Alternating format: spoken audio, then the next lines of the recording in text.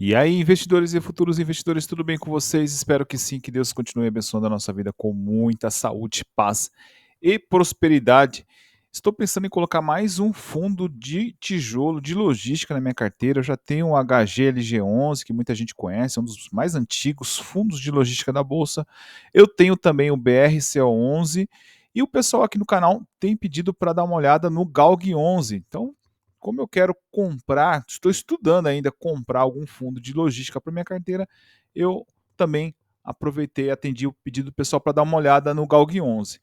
Eu não conheço o fundo, dei uma estudada hoje e resolvi compartilhar com vocês aqui o meu entendimento em relação a este fundo. Muitas pessoas também me questionaram a questão de ser um fundo abaixo de R$ 10. Isso porque ele teve um desdobramento. Se a gente vê aqui no dia 29 de agosto, né, agora, recentemente aí, final do mês de agosto, ele teve um desdobramento de 1 para 10. O que é isso, Léo? Ou seja, a pessoa tinha ali 100, uma cota de R$ 100, ela passa a ter 10 cotas de R$ 10, tá? Por exemplo. Então, isso é o desdobramento, tá? Então, não muda nada, só estamos trocando uma nota de R$ 100 por 10 notas de R$ 10. Eu acredito que esse desdobramento ele veio para trazer, aumentar a base de cotistas e também para trazer maior liquidez diária para o fundo. Então, porque quando você deixa o preço da cota, né, mais acessível, aí na casa dos R$ 10, mais investidores conseguem investir, então você acaba aumentando aí o volume, o número de cotistas e também o volume aí na liquidez diária. Mas vamos aqui no portfólio. Eu peguei o último relatório de julho. Deve estar saindo agora em setembro um relacionado a agosto. Provavelmente semana que vem deve sair, pelo que eu vi aqui. Mas pelo último relatório que eu tenho aqui, já dá para a gente ter uma noção do fundo, uma noção geral. Né? Um fundo de, como nós falamos aqui, de logística. Ele pagou aí 82 centavos por cota, porque o preço da cota deveria estar na casa dos R$ 100. Estou chutando aqui, tá?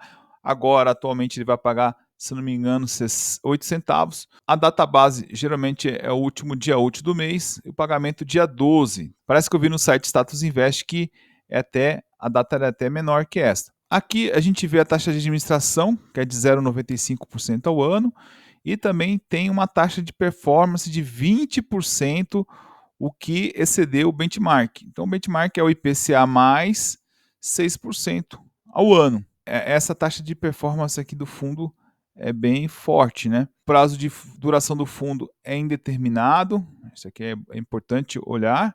O pagamento é mensal, tá? Dos rendimentos, periodicamente mensal. Aqui o código de negociação, administrado pela BRL Trust, Guardia Gestora. E tem aqui 5.748.530 cotas emitidas. Eu procurei aqui também quando é que ele foi fundado, mas pelo que eu percebi, ele foi fundado em janeiro de 2021. Eu vi num site de fundos imobiliários, então é um fundo bem novo, né? Tem aí 1 ano e 9 meses, vamos dizer assim. Um valor de mercado de 533 milhões, também não tem um valor de mercado tão alto, começando agora, né? Um valor patrimonial de 581 milhões, ou seja, o mercado está pagando menos do que ele tem de patrimônio. A gente vê um dividend yield aí abaixo de 1. Então, o valor por cota é R$ 92,73. Lembrando que aqui nesse relatório ainda não havia sido feito o desdobramento. Nós estamos falando aqui um valor de mercado de R$ 9,20. O rendimento aqui de 0,82, esse mês vai ser 0,08, né, 8 centavos. Um dividend yield na casa de 10,61% ao ano. Então, o dividend yield aqui, se a gente pegar perto dos FIIs de tijolos, né, de logística, é um dividend yield bem considerável, bem legal. Porém, eu dei uma olhada aqui, tem um motivo também. Apesar desse dividend yield de 10,61, não é, a gente tem que olhar outros fatores, outros indicadores, olhar todo o contexto, tá? E nós vamos falar isso aí já. Vacância, isso aqui é importante. Zero significa que estão todos os imóveis alugados. Isso aqui é muito importante. Ele tem 6 imóveis e mais de 175 mil metros quadrados de área bruta locável. Os cotistas nós já falamos aqui, são mais de 9 mil e uma liquidez diária de 484 aqui em julho. Né? Nós já vimos que a liquidez diária aumentou bastante aqui de julho para cá, está 700 e poucos mil reais. Tá? Isso já é fruto, né, pessoal, do desdobramento, segundo minha visão. Aqui, pessoal, a gente tem um comentário do gestor, então ele fala ainda um pouco do cenário macroeconômico, ele fala também dos dividendos que distribuiu. É interessante sempre dar uma lida nessa visão do gestor.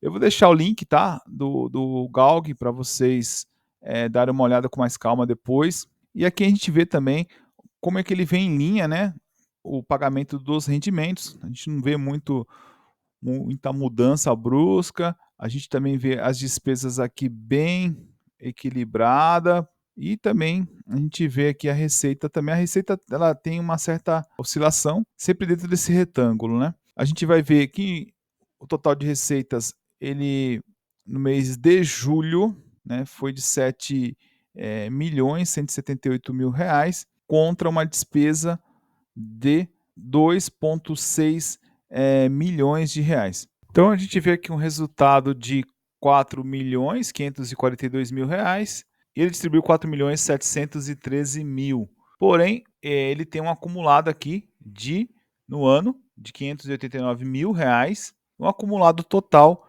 de 2 milhões 321 mil reais, o que dá aí um resultado por cota de 79 centavos. Porém, ele pagou aqui 82 centavos por cota. O acumulado por cota está negativo em 3 centavos, que é a diferença aí dos 79 para o 82. Porém, o acumulado por cota histórico está positivo em 40 centavos. Aqui a gente tem uma performance do Galg, né, que é essa primeira linha aqui mais escura, que está 10,61%, né, o dividend yield no ano, contra a NTNB 2035 e contra o yield médio do mercado. Então ela está superando aí esses dois indicadores que ela comparou. Era legal se pegássemos aqui os fundos do segmento, né, de logística. A gente vê aqui também a base de cotista crescendo, né?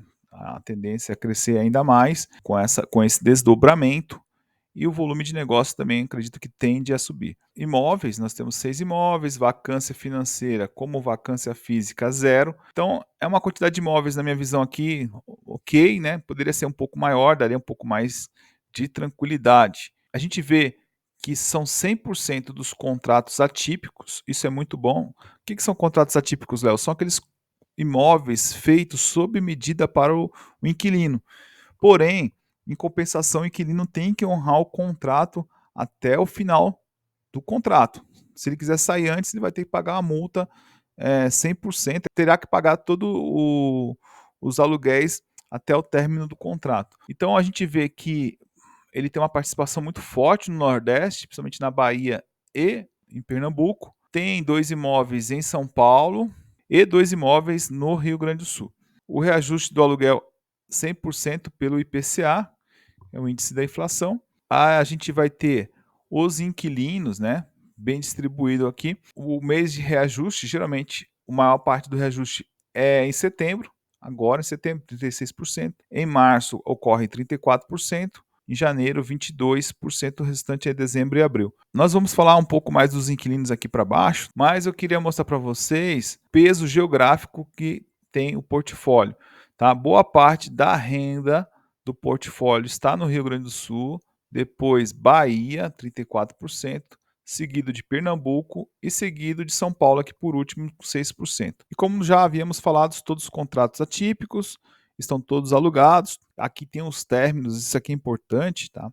Vamos pegar aqui os mais recentes. O mais recente é o de Cachoeirinha, que é do Rio Grande do Sul. Então nós temos aqui, nós estamos falando de 5 anos, setembro de 2027, então tem um prazo interessante e depois são contratos muito longos mesmo. Nós vamos ver aqui contratos até 2048, mas o mais próximo de vencer inclusive é o maior que tem na carteira aqui, com 79 mil, quase 80 mil metros quadrados de área bruta locável, que é a Souza Cruz. Nós vamos falar um pouquinho de cada um desses inquilinos. Agora chegou uma parte aqui, pessoal, que eu acho muito importante a gente ficar atento, que é a dívida, tá? Geralmente, os fundos imobiliários não alavancam, eles geralmente buscam dinheiro através das subscrições, ou seja, ele emite novas cotas para o mercado, né?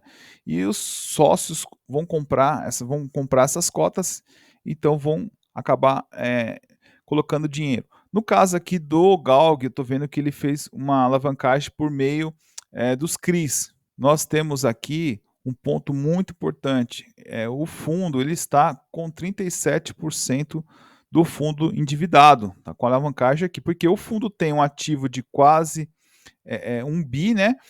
Porém ele tem quase 400 milhões aqui de empréstimo alavancado. Então, um patrimônio líquido aqui de 581 milhões. Então, isso aqui é bem preocupante na minha visão, tá? Não gosto, me deixa um pouco incomodado essa questão do endividamento. Agora, uma parte boa é isso aqui. Ele começa aqui a dívida aqui em julho, né, de 2022 e vem a tendência só diminuindo. E essas dívidas, tá, elas estão casadas com os aluguéis, conforme estão aqui nesse gráfico. A gente vai ver que conforme for acabando os contratos, forem vencendo os contratos, a dívida vai acabando também. E o reajuste também é baseado no IPCA, conforme os contratos de aluguéis. E essa parte é legal, a parte boa, porém tem seus riscos. Quais os riscos, Léo? Se nós pegarmos inquilino que não pagar o contrato, então nós já estamos contando o pagamento da dívida com o inquilino. Ah, Léo, mas o contrato é atípico. Se ele sair, ele tem que honrar o contrato todinho, até o final da vigência. Beleza, mas e se de repente o inquilino dá um fale, né? Quebra, ele não consegue pagar. Ou por algum motivo ele entra na justiça e não quer pagar determinados meses. Então, assim, o fundo está bem justo, muito apertado em relação a depender do inquilino. Se o inquilino deixar de honrar algum compromisso, já vai bagunçar toda a parte financeira do fundo. Isso me preocupa bastante. Tá, Léo, então se depende muito do inquilino, vamos ver a qualidade dos inquilinos? Aí tem uma notícia boa, né? A gente pegar aqui o Souza Cruz. Souza Cruz é aquela empresa que fabrica cigarros, né? Então é inquilino bom. Se pegar Souza Cruz aqui, fica em Cachoeirinha, Rio Grande do Sul.